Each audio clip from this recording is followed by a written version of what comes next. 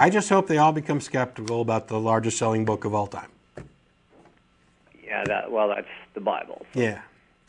Everybody needs to be skeptical. Like one person said, the credibility in the Bible lies in the fact that so few people actually read it.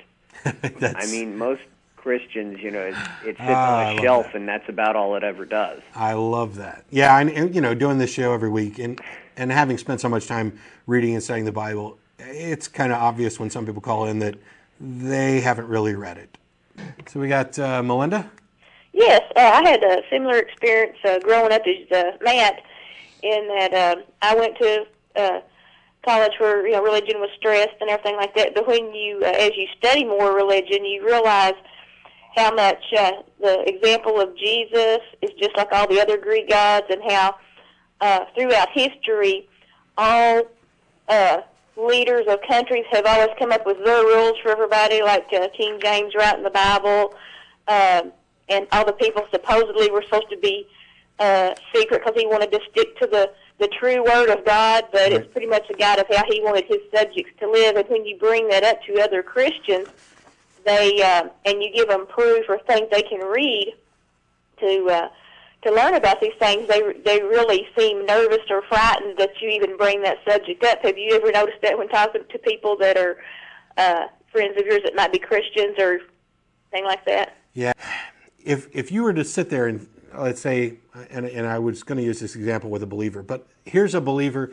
Let's have them in their mind think about how their belief that the Earth orbits the sun.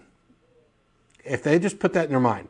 Now, if you openly ridicule them, take a look at the reaction that you get. Now, switch that up and have them concentrate on their belief that God exists, and then openly ridicule that. You get a completely different reaction, because those two things exist completely separate in the brain. One is a scientific fact, one is something that they want to believe or they believe.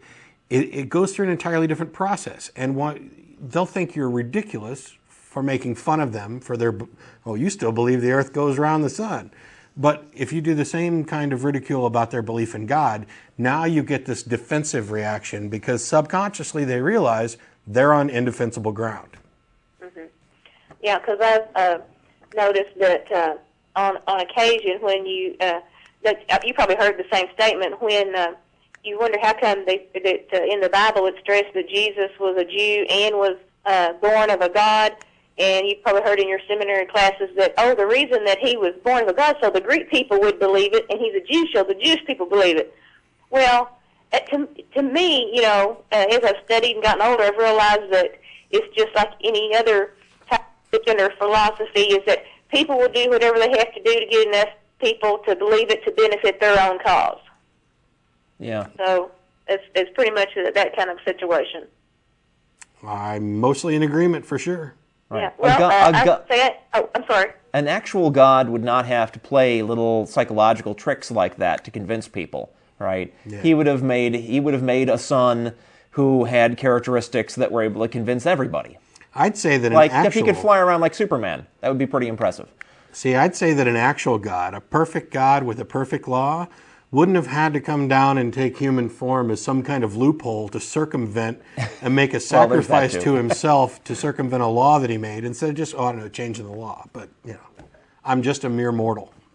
Thank you for the show. I've been watching it for several years and really enjoy it, and it's the first time I've seen you as a guest host on here, but I really enjoyed the show, and you guys have a good week. Thanks a lot. Thank you, man. Alrighty, bye-bye.